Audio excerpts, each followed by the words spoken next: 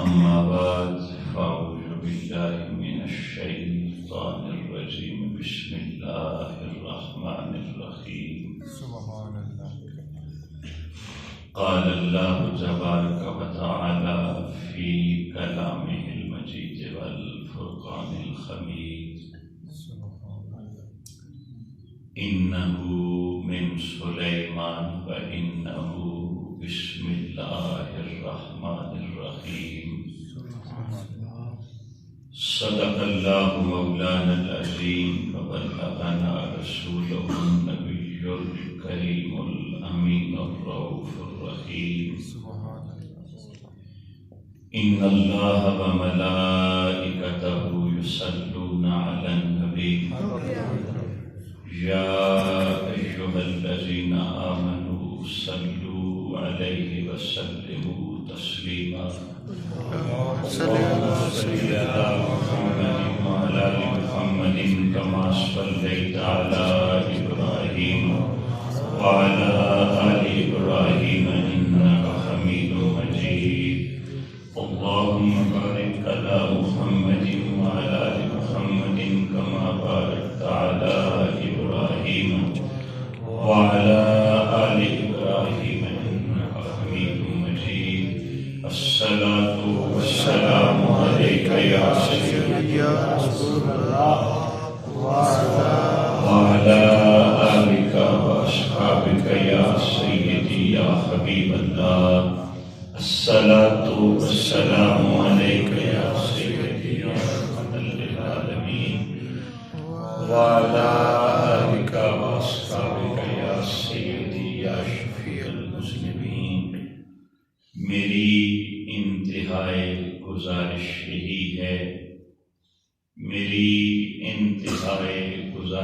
یہی ہے تیرے نام سے ہی شروع کر رہا ہوں. اللہ رب العالمین کی حمد و ثنا حضور اکرم سید عالم سرور عالم جان عالم وجہ تخلیق عالم صلی اللہ علیہ وآلہ وصحبہ وسلم کی بارگاہ عالیہ میں ہدیہ درود و سلام عرض کرنے کے بعد میرے انتہائی محترم و مکرم برادر زیت شام حضرت علامہ مولانا قاری محمد صابر چشتی صاحب دامت فیوزکم العالیہ، عزت و تکریم کے لائق جناب حضرت علامہ ارسلان خلیل زیاہی صاحب زاد اللہ علم کا و عمر کا و برکت کا، اور دیگر معزز محترم محتشم حاضرین و شامل، آپ دوستوں کی ذرہ نوازی ہے، مہربانی ہے، اور بالخصوص قبلہ کاری صاحب کی کہ یہ نیکی کمانے کا ایک ذریعہ ہے، ایک وسیلہ ہے. اور دین اسلام کی برکت تو یہ ہے کہ بندہ نیکی کی نیت بھی کرتا ہے تو اللہ اس کا بھی اجر و ثواب عطا کرتا ہے. سبحان اللہ، ماشاء اللہ. میں کچھ عرصہ قصور میں رہا ہوں، وہاں ہمارے حاجی صاحب تھے، اللہ تعالیٰ ان کی قبر پہ اپنی رحمت نازل فرمائے. آمین. وہ اکثر ایک مثال دیا کرتے تھے، بات میرے ذہن میں آ گئی، آپ دوستوں کی خدمت میں عرض کیے دیتا ہوں. وہ فرماتے تھے کہ اسلام کی مثال ایسے ہے کہ جیسے بندہ خوبانی کھاتا ہے کہ جناب خوبانی بھی کھا لیتا ہے اور خوبانی کے اندر سے گٹک نکلتی ہے، اس کو توڑ کے بادام بھی کھا لیتا ہے. اور وہ پنجابی میں کہا کرتے تھے نارے کھاؤ قربانیاں تے نارے کھاؤ بادام. یہاں تو دیکھیں آپ نیت اور نیکی کا ارادہ کر لیں تو بھی اللہ اجر و ثواب عطا کرے، اور جب اس کے لیے قدم اٹھاتے ہیں، آپ عمل فرماتے ہیں تو رب العالمین اور نواز دیا ہے. سبحان اللہ. اب اگزیت شام چونکہ کافی عرصے سے یہ وعدہ تھا، یہ گزارش تھی کہ ہم آغاز کریں گے، تو آج انشاءاللہ تعالی بتوفیق اللہ تعالی بفضل اللہ تعالی آج بسم اللہ شریف سے باقاعدہ آغاز کر رہے ہیں، اور چونکہ بیسک تو اتنی ہے، مجھ جیسا بڑا کمزور علم اور ناچیز سا بندہ جو چیزیں میں نے دیکھی یا جو کتابیں میں اکٹھی کر سکا، میں اگر یہ کہوں کہ بسم اللہ کے ایک عنوان پہ 1% بھی آپ کی خدمت میں عرض نہیں کر سکوں گا تو اس میں کوئی دو رائے نہیں۔ یہ تو میری ادنا سی کاوش ہے، اور اتنی تفصیل ہے تو میں ان تمام تفاصیل کے مختلف عنوانات کی بات نہیں کر رہا، ایک عنوان کی بات کر رہا ہوں، اور اس کا 1% بھی میں عرض کر رہا ہوں کہ پیش نہیں کر سکتا۔ تو پھر آپ اندازہ کر لیں کہ ویسے کتنے عنوانات بسم اللہ سے بنتے ہوں گے اور کتنی تفاصیل اس میں موجود ہوگی۔ لیکن ظاہر ہے چونکہ اب ہم نے انشاءاللہ تعالی باقاعدہ ابتدا سے آگے درس قرآن کے سلسلے کو ماہانہ لے کے چلنا ہے، تو آج آغاز بسم اللہ الرحمن الرحیم سے میں بغیر کسی تمہید کے جو گزارشات عرض کرنی آپ دوستوں کی خدمت میں عرض کیے دیتا ہوں۔ میرے کریم نبی صلی اللہ علیہ وسلم نے ارشاد فرمایا، کل امر ذی بال لم یبدأ بسم اللہ فہو ابتر وفی روایت فہو اخطا۔ حضور نے فرمایا ہر وہ اہم کام کہ جس کا آغاز، جس کی ابتدا، جس کی شروعات اللہ کے نام سے نہ کی جائیں، بسم اللہ سے نہ کی جائیں، فرمایا وہ ادھورا ہوتا ہے، وہ کبھی بھی مکمل نہیں ہوتا۔ تو اس لیے چونکہ باقاعدہ اب اس سلسلے کو لے کے چلنا ہے تو آغاز پروردگار عالم کے نام سے۔ میرے کریم نبی صلی اللہ علیہ وسلم نے فرمایا، لوگو اغلق بابک واذکر اسم اللہ، اپنے گھر کا دروازہ بند کرنے لگو تو پہلے اللہ کا نام لو، پھر یہ عمل کرو۔ فرمایا واطفئ مصباحک واذکر اسم اللہ، اپنا چراغ گل کرنے لگو، لائٹ آف کرنے لگو۔ محدثین نے معنی لیا ہے کہ آن کرنے لگو، آف کرنے لگو، تفصیل میں تو بھی پہلے بسم اللہ پڑھو پھر یہ کام کرو۔ فرمایا وَخَمِّرْ إِنَاءَكَ وَاذْكُرِ اسْمَ اللَّهِ، اپنے برتن کا منہ ڈھانپنے لگو تو پہلے بسم اللہ پڑھو، اس کے بعد یہ عمل کرو۔ آگے فرمایا وَأَوْقِِ سِقَاءَكَ وَاذْكُرِ اسْمَ اللَّهِ، اپنی مشق کا منہ باندھنے لگو تو پہلے بسم اللہ پڑھو، اللہ کا نام لو، اس کے بعد یہ عمل کرو۔ محدثین فرماتے ہیں اس حدیث مبارکہ کا بڑا سادہ سا مطلب اور مفہوم یہ ہے کہ اپنے ہر کام کا آغاز اللہ کے نام سے کرو، بسم اللہ شریف سے کرو، اللہ کام مکمل بھی فرما دے گا، قبول بھی فرما دے گا، اور اس میں برکتیں بھی عطا فرما دے گا۔ سبحان اللہ۔ یہاں پہ محدثین کرام نے لکھا ہے کہ بندہ مومن کا جب یہ وتیرہ بن جاتا ہے، جب یہ مزاج بن جاتا ہے، جب یہ عادت بن جاتی ہے کہ وہ اپنے ہر کام کا آغاز بسم اللہ سے کرتا ہے، فرمایا اس کے بے شمار فوائد ہیں۔ ان میں سے ایک بہت بڑا فائدہ یہ ہے کہ ایسے بندے کو اللہ گناہوں سے محفوظ فرما لیتا ہے۔ سبحان اللہ۔ دیکھیں ایک بندہ مومن کے لیے جس چیز سے بچنا سب سے زیادہ ضروری ہے، بلکہ بالکل ضروری ہے، وہ گناہوں سے بچنا، اور جو کام کرنا ہر حال میں لازم ہے، ضروری ہے، وہ نیکی کا کام ہے، وہ کار خیر ہے۔ توجہ فرمایا کس طرح؟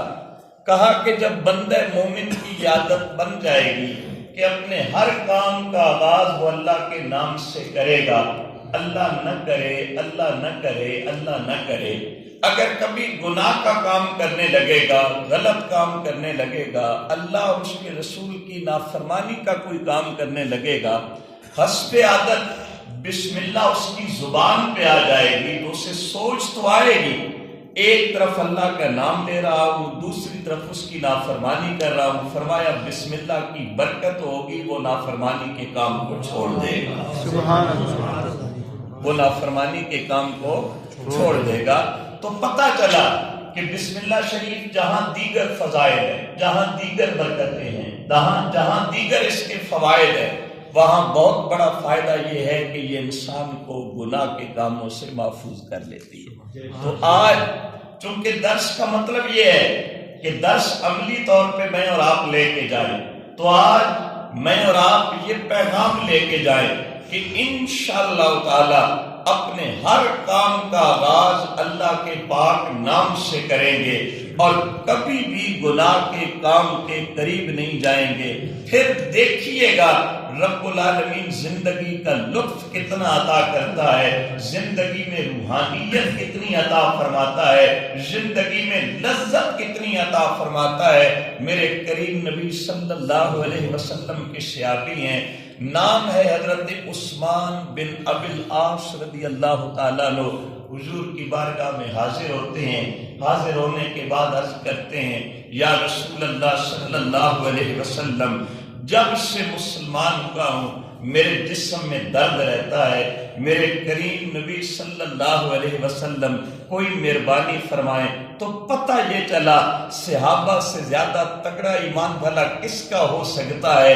انبیاء اور رسولوں کے بعد اس کائنات پہ سب سے عظیم ہستیاں آل بیت اطہار صحابہ کرام رضوان اللہ تعالی علیہم اجمعین کی ہیں، لیکن ان کی زندگی کا مزاج ہمیں یہ ملتا ہے جب بھی کوئی دکھ آتا ہے، جب بھی کوئی پریشانی آتی ہے، جب بھی کوئی مشکل مرحلہ آتا ہے، پہلے حضور کی بارگاہ میں حاضر ہوتے ہیں۔ انہیں پتہ ہے ہر درد کی دوا یہاں سے ملے گی، ہر دکھ کا مداوا اس بارگاہ سے ہوگا۔ میرے کریم نبی صلی اللہ علیہ وسلم کی بارگاہ میں حاضر ہوئے، حاضر ہونے کے بعد عرض کی یا رسول اللہ صلی اللہ علیہ وسلم، جب سے مسلمان ہوا ہوں میرے جسم میں درد رہتا ہے۔ میرے کریم نبی صلی اللہ علیہ وسلم نے فرمایا اے میرے غلام، جہاں پہ درد ہو وہاں اپنی دائیں ہاتھ کی شہادت کی انگلی رکھ کے 3 مرتبہ بسم اللہ پڑھنی ہے اور 7 مرتبہ یہ کلمات طیبات پڑھنے ہیں، اعوذ بعزت اللہ وقدرتہ من شر ما اجد واحاذر۔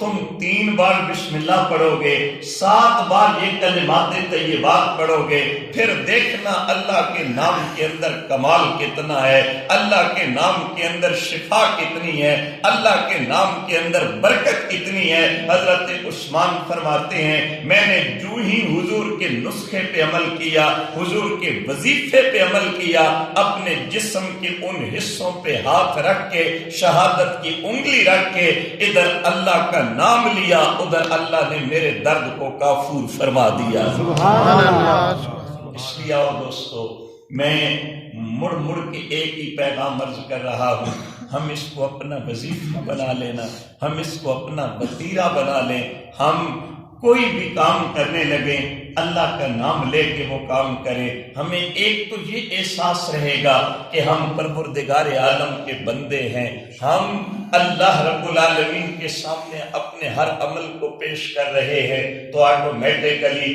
ہم میں ہر وقت بندگی کا احساس رہے گا۔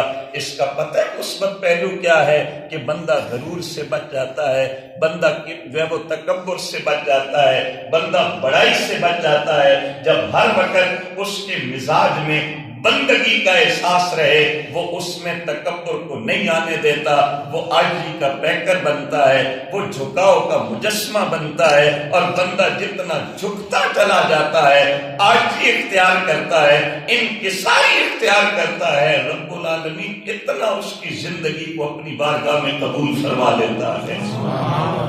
تو گویا آؤ آج کا یہ پیغام میں بار بار نوٹ کر آ رہا ہوں کہ ہم نے اپنے ہر کام کا آغاز کس چیز سے کرنا ہے جی؟ بسم اللہ الرحمن الرحیم۔ اور پھر ایک بڑی اہم بات میرے ذہن میں آ گئی، جب ہم بسم اللہ کا ترجمہ کرنے لگتے ہیں تو عمومی طور پہ ایک غلطی کرتے ہیں عمومی طور پہ. میں نے کتابوں میں دیکھا ترجمہ لکھا ہوتا ہے اور غلط لکھا ہوتا ہے. کیسے؟ ترجمہ لکھا ہوگا شروع کرتا ہوں اللہ کے نام سے جو بڑا مہربان نہایت رحم فرمانے والا ہے. جب آپ نے یہ ترجمہ کیا کہ شروع کرتا ہوں تو پھر تو آپ نے لفظ اللہ سے اس میں جلالت سے شروع تو نہیں کیا, آپ نے تو شروع سے شروع کیا. میری بات سمجھ آئیے؟ میں اسٹوڈنٹس کو بھی جب پہلے دن سبق پڑھانے لگتا ہوں تو کہتا ہوں بیٹا آغاز کہاں سے کرنا ہے؟ کہتے ہیں جی بسم اللہ سے. میں نے کہا ترجمہ سنا دو. سارے سناتے جاتے ہیں. میں نے کسی کو نہیں ابھی تک کہنا کہ آپ نے غلط کیا. آخر میں ظاہر ہے پھر استاد کی ذمہ داری بنتی ہے. میں آخر میں عرض کرتا ہوں بیٹا نہیں, آپ نے تو آغاز لفظ سے شروع سے کیا ہے, اللہ کے نام سے تو نہیں کیا. صحیح ترجمہ جو کہ علماء کرام نے لکھا ہے, گرامیٹیکلی جو اصول یا گرامیٹیکلی جو سچویشن ہے سینٹینس کی بسم اللہ الرحمن الرحیم کی, اس کا صحیح ترجمہ کیا بنے گا؟ اللہ ہی کے نام سے شروع کرتا ہوں. صرف اللہ نہیں, اللہ ہی کے نام سے شروع کرتا ہوں جو بڑا مہربان نہایت رحم فرمانے والا ہے. تو یہ بات ذہن میں رہے گی. آج کے بعد ہم نے ترجمہ خود بھی یہی پڑھنا ہے اور کسی کو پڑھانا ہے تو بھی یہی پڑھانا ہے. اور اب آپ اسی وقار میرے کریم نبی صلی اللہ علیہ وسلم کے اب ذرا فرمودات سنتے جائیں. حضور نبی اکرم صلی اللہ علیہ وسلم نے ارشاد فرمایا من توضا ولم یذکر اسم اللہ تعالی کان طہورا لتلک الاعضاء. حضور نے فرمایا جس آدمی نے وضو کیا لیکن شروع میں بسم اللہ نہیں پڑھی, تو اس کا وضو صرف ان اعضاء کے لیے طہارت ہوگی جو اعضاء وضو میں وہ دھو رہا ہے. اور اس کے بعد حضور نے فرمایا ومن توضا وذکر اسم اللہ تعالی کان طہورا لجمیع بدنہ. جس آدمی نے وضو کیا اور پہلے بسم اللہ الرحمن الرحیم بھی پڑھی, فرمایا وہ وضو تو کرے گا, وضو میں تو وہ صرف اپنے ہاتھوں کو, اپنے چہرے کو, اپنے پاؤں کو دھوئے گا, سر کا مسح کرے گا, لیکن اللہ رب العالمین بسم اللہ کی برکت کی وجہ سے اس کے پورے بدن کو طہارت عطا فرما دے گا. اس سے اندازہ کریں کہ بسم اللہ الرحمن الرحیم کی کتنی برکتیں ہیں. اور اب اسی وقار اگر اس عنوان کو اور بڑھائیں تو میرے کریم نبی صلی اللہ علیہ وسلم کے ایک فرمان سنیں. کیا کمال میرے کریم نبی صلی اللہ علیہ وسلم نے بسم اللہ شریف کی عظمت اور برکت بیان کی. حضور نے فرمایا لوگو من رفع قرطاس من الارض فیہ بسم اللہ الرحمن الرحیم.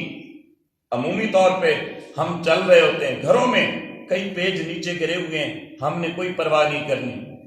ہم بعض اوقات اس کے اوپر سے گزر جاتے ہیں لیکن ذرا بھی خیال نہیں کرتے کہ اس میں حضرت آگے تشریف کہ اس میں اللہ رب العالمین کا نام لکھا ہوا ہے. اب اسی وقت بڑی توجہ سے حضور نے فرمایا جس آدمی نے زمین سے کاغذ اٹھایا, زمین سے ایک کاغذ اٹھایا اور اس کاغذ پہ کیا لکھا ہوا تھا بسم اللہ الرحمن الرحیم, اس نے اٹھایا کیوں؟ فرمایا اجلالا لہو تعالی, اللہ رب العالمین کے نام کی جو ہے نا جی وہ عزت اور اکرام اور تعظیم کرنے کے لیے. اب ملے گا کیا سنیں؟ فرمایا کتبہ عند اللہ من الصدیقین, اس ایک عمل کی وجہ سے اللہ رب العالمین اسے صدیقین کا درجہ عطا فرما دے گا. ہم اکثر اس کا خیال نہیں کرتے. اور میں ذرا حدیث کو مکمل کر لوں, پھر امام رازی نے جس جانب اشارہ کیا ہے اس جانب بھی حاضر ہوتا ہوں. فرمایا بخفف ام والدیہ وان کان مشرکین, فرمایا جس آدمی نے زمین سے کاغذ کا ٹکڑا اٹھایا جس پہ بسم اللہ الرحمن الرحیم لکھی ہوئی تھی اور اس کو سنبھالا, فرمایا نمبر 1 اس کی برکت یہ ہے کہ اللہ رب العالمین اس سے صدیقین کا درجہ دے گا. فرمایا اگر اس کے والدین وفات پا گئے ہیں اللہ رب العالمین اپنے عذاب میں تخفیف فرما دے گا, اپنے عذاب میں تخفیف فرما دے گا. آپ نے حضرت بشر حافی رحمت اللہ تعالیٰ علیہ کا نام تو سنا ہوگا۔ امام راضی یہاں پہ حضرت بشر حافی رحمت اللہ تعالیٰ علیہ کا وہ واقعہ لے کے آئے ہیں، صرف اشارہ کیا ہے، فرمایا حضرت بشر حافی کا واقعہ تو اس سلسلے میں معروف ہے، آپ نے کیا کیا تھا سب کو پتا ہے۔ توبہ کرنے سے پہلے آپ کی پوری جو ہے نا وہ 24 گھنٹے کی روٹین شراب خانے میں گزرتی ہے، جا رہے ہیں رستے میں اللہ کا نام دیکھا لکھا ہوا ہے، اس کو اٹھاتے ہیں اور روایت میں آتا ہے بہترین خوشبو خرید کے اس کو لگاتے ہیں، بلند جگہ پہ اس کو رکھ دیتے ہیں۔ اب ابھی وقت رات کو سوتے ہیں، خواب آتی ہے اور انہیں خواب میں یہ ندا دی جاتی ہے، اے بشر حافی تم نے ہمارے نام کو بلند کیا ہے، ہم دنیا اور آخرت دونوں میں تیرے نام کو بلند فرما دیں۔ سبحان اللہ، نعرہ رسالہ یا رسول اللہ، نعرہ تحقیق حق جاریہ، نعرہ حیدری یا علی، نعرہ غوثیہ عظمت قرآن آئے اہل سنت۔ اب ابھی وقار اور پھر میرے ذہن میں آ گیا حضرت بشر حافی پھر توبہ کرتے ہیں، ولی یہ کامل بنتے ہیں، کون سی چیز ان کو اس طرف لے کے آئی؟ اللہ کے نام کی عزت، اللہ کے نام کی تکریم، اللہ کے نام کا ادب، اللہ کے نام کا احترام ان کو اس طرف لے کے آیا۔ اور پھر روایات میں آتا ہے جب تک حضرت بشر حافی زندہ رہے پھر بغداد کی گلیوں میں، بغداد کے راستوں پہ جو چوپائے تھے وہ بھی گوبر نہیں کیا کرتے، چونکہ ان کی توبہ ننگے قدم قبول ہوئی تھی۔ پھر زندگی میں کبھی جوتا نہیں پہنا کہ میں اس حالت میں رب کی بارگاہ میں قبول ہوا تھا، ساری زندگی اسی حالت میں گزارنی ہے، جو کہ بات پھر تفصیل میں چلی جائے گی، میں موضوع سے ہٹ جاؤں گا اس لیے اس طرف آنا چاہتا ہوں۔ اب اسی وقت حضرت رابعہ بصریہ رحمت اللہ تعالی علیہ، آپ کے بارے میں امام راضی رحمت اللہ تعالی علیہ آپ لکھتے ہیں، فرماتے ہیں باتت رابعۃ لیلۃ فی التہجد والصلاۃ، کہ ایک رات ساری رات حضرت